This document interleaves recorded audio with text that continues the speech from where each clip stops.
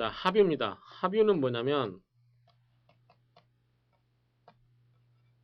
이렇게 보시면 되죠. 조합, 합유. 그래서 조합에 있어서의 법률관계가 소유권의 공동소유관계가 합유다라고 하는 거죠. 자, 수인이 조합체로서의 물건을 소유하는 데는 그것을 공동소유 형태를 합유로 본다라고 하는 거죠. 자, 합유는 계약이라든가 법률의 규정으로 인해서 조합이 성립하는 경우 그 조합재산에 관해서 성립한다라고 하는 거죠.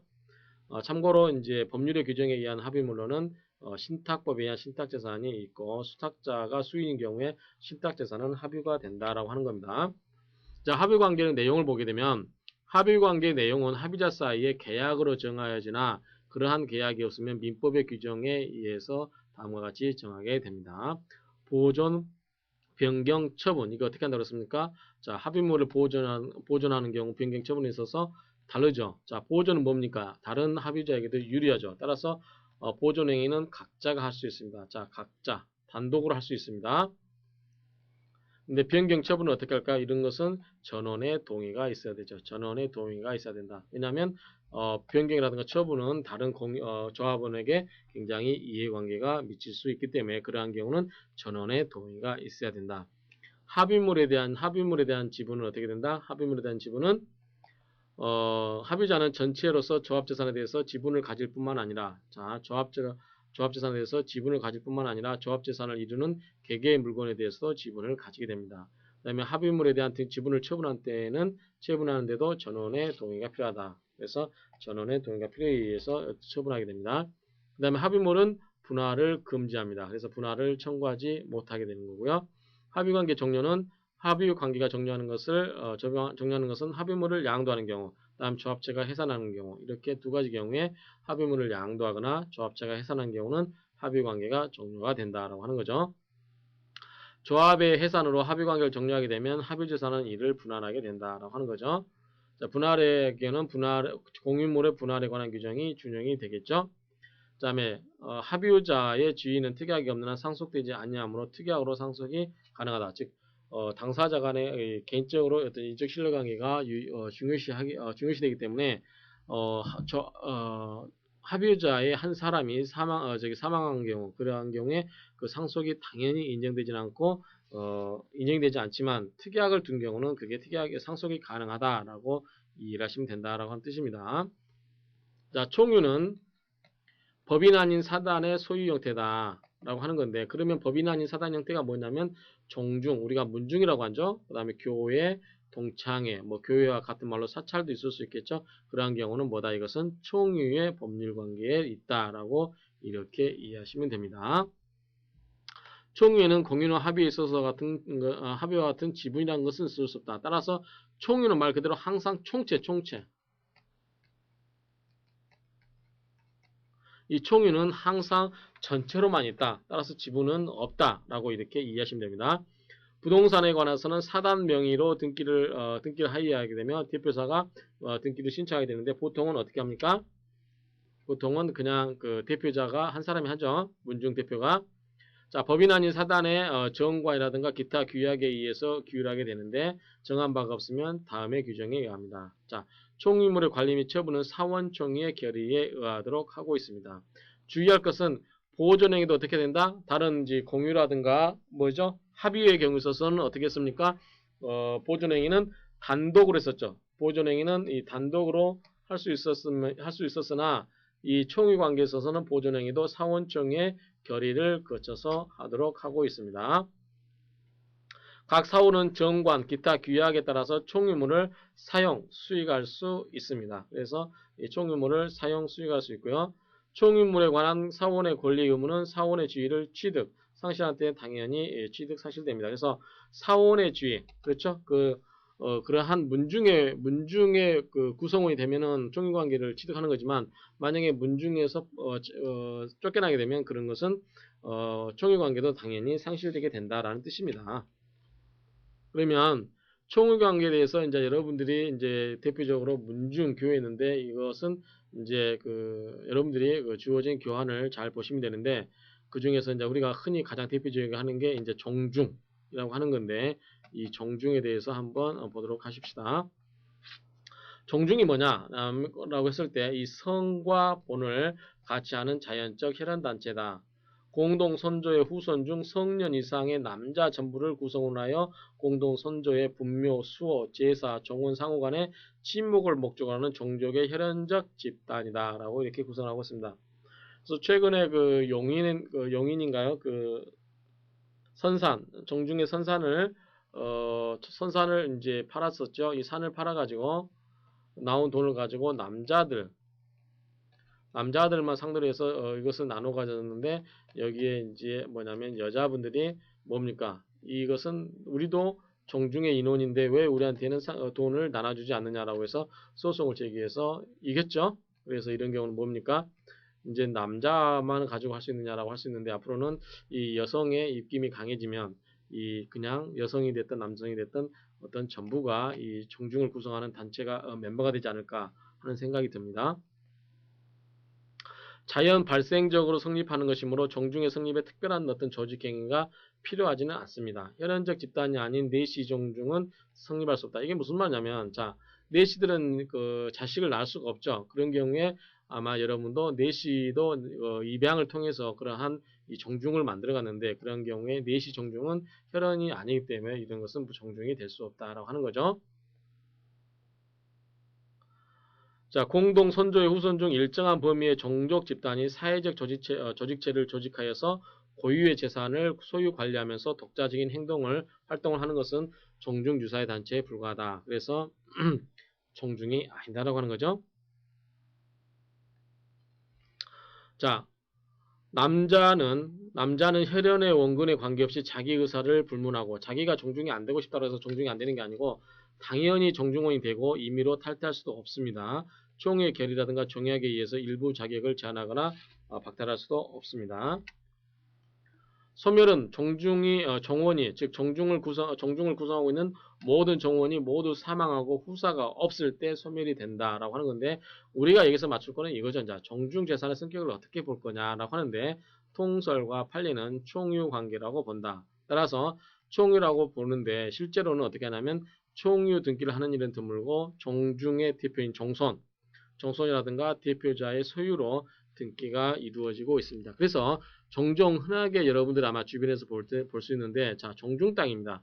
정중 땅인데, 이 땅에 대해서 이제 정손, 가장 그 집의 어른 정손을 명의로 이렇게 돼 있죠. 자, 이 땅에 대해서 이제 뭐냐면 소장농을 준다든지 해가지고 여기 나온 산출물 가지고 뭐 우리가 만약 우리 그 시향이라고 그러죠. 그 어떤 선조의 묘에 봉양도 하고 여러 가지 하는데 이 정손이 경제적으로 힘들다 보면 정손이 자기 명으로 되어 있기 때문에 이것을 어떻게 합니까? 팔아버립니다. 그러면 정중 땅이 팔리게 되는 거죠. 그렇죠? 그럴 경우에 어떻게 하냐라고 하는 문제가 생길 수 있죠. 그런 경우에 이제 이러한 정중 간의 문제가 되는데 현실적으로는 이 정손 앞으로 많이 등기가 되어 있다라는 측면에서 문제가 됩니다. 그럴 때 이때 이 문중과 정중과 대표자 간의 명의가 이 대표자가 정손이 이렇게 명의가 됐을 때 뭡니까? 이거는 뭘로 본다? 판례는 이거를 명의신탁이다. 명의신탁이라고 봅니다. 자, 명의신탁은 우리가 다음에 공부할 텐데 뭐냐면 쉽게 이야기해서 명의를 빌리는 겁니다. 근데 갑이 을로부터 부동산을 삽니다. 사는데 자기가 등기를 해야 되죠. 자기 명의로 등기를 해야 되는데 이것을 A의 명의로 등기를 해버립니다. 을에서 바로 A로 가는 거 이러한 것이 나오는데 이 이야기는 세 가지 유형이 있습니다. 이것은 다음 시간에 자세히 보기로 할 텐데 어찌됐든 명의신탁이라고 하는 것은 원래 소유자 대신에 다른 사람을 등기 명의자로 내세우는 것. 따라서 이런 경우는 원래 뭡니까? 정중의 땅이지만 이걸 누구 명의로 정손의 명의로 하기 때문에 이건 뭐다? 판례상 이거는 이거는 명의신탁으로 보고 있다라고 하는 거죠. 그래서 우리가 이제 정중의 일반론을 배웠지만 우리가 여기서 포인트를 맞추는 것은 정중 재산의 성격을 어떻게 볼 것인가. 여기서는 총유로 보고 그 내부 관계에 있어서는 명의신탁으로 본다라고 하는 거죠.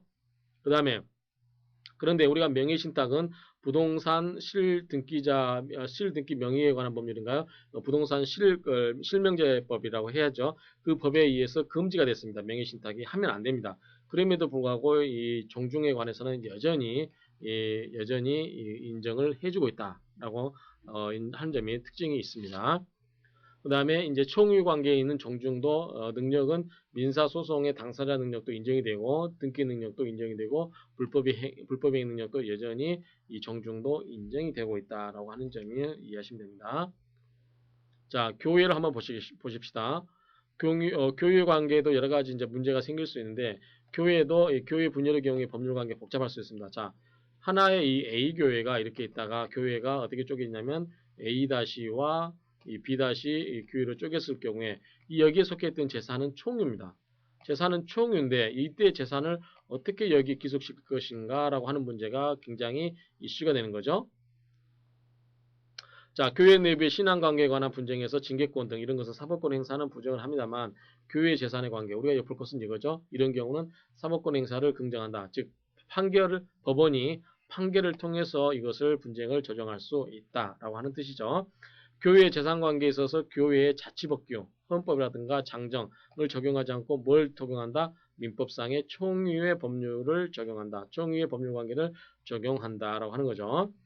교회의 대표권 문제, 교회와 교인 간의 토지 전부 계약 문제 등도 재산권 분쟁으로 본다라고 하는 건데 어찌됐든 교회의 재산도 뭐다? 총유로 본다라고 하는 거죠. 자세한 내용은 교환을 한번 참조해 주시고요. 그 다음에 사찰도 마찬가지입니다. 사찰도 이것도 총유로 본다라고 하는 겁니다. 그래서 참고로 보면 사찰 같은 경우에도 특정 종단, 예컨대 퇴고정이라든가 이런 경우에 가입이라든가 탈퇴할 경우는 권리 능력 없는 사단으로서 사찰에 적법한 의사결정의 방식에 의해서 해야 된다라고 하는 것이지 주주가 알아서 할 수는 없다. 주주가 단독으로 결정할 성질의 것은 아니다라고 하는 거죠. 그 다음에 특정 종단에 가입하게 되면 주주의 자율임명권은 상실되고 종단에 기속된다라고 하는 거죠. 그 다음에 준공동 소유가 있습니다. 준공동 소유. 자, 이거는 뭡니까? 원리 원칙적으로 물건에 한해서 인정이 되는 거죠. 그렇죠? 물건에 대해서 한정이 인정이 되는 건데, 자, 지상권이라든가 전세권, 물건 중에서 소유권이죠. 인정되는 것인데 지상권, 전세권, 지역권, 저당권, 광업권, 어업권, 무치상권, 주식채권 이러한 경우에도 여러 사람이 갖고 있는 경우 거기에서 이런 경우에도 뭐다면 공동 소유를 준용한다라고 하는 거죠. 그러면 그 행태에 따라서 이것을 공유로 볼 것인가, 합의로 볼 것인가, 총유로 볼 것인가는 각각의 그 여러 가지의 어떤 그 법률적인 성질을 가지고서 논의를 실익의 문제다라고 하는 거죠. 그래서 이 공동 소유는 물건상의 소유권에 관한 것을 준용할 수 있는 경우 따라서 뭐가 있을까요? 지상권이라든가 전세권, 지역권, 저당권, 광업권, 어업권 여러 가지 경우에도 이 물권의 통탈에서 이 소유권이 아니지만 이 소유권에 관련된 여러 가지 공유에 관한 여러 가지 법률적인 규정이 이러한 경우에도 적용이 될 수 있으면 적용이 될 수 있겠다라고 하는 거죠. 따라서 이러한 경우는 그 형태에 따라서 공유냐, 합의냐, 총유냐고 하는 것은 이 여러 가지의 어떤 소유에 관계된 그러한 공유에 관한 법률적인 관계를 비교해봐 가지고 가장 거기에 합당하고 맞는 그러한 법률 이론 구성을 해야 될 것으로 생각이 됩니다. 그래서 이번 시간에는 이제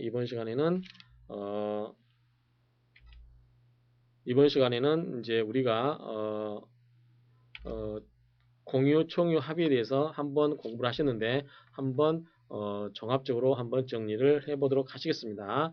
자, 공유와 합의와 총유는 자, 인적 유도 관계가 어느 게 가장 강하다? 이쪽으로 갈수록 강하고 이쪽으로 갈수록 약하다 그랬습니다. 약하고 이쪽이 강하다.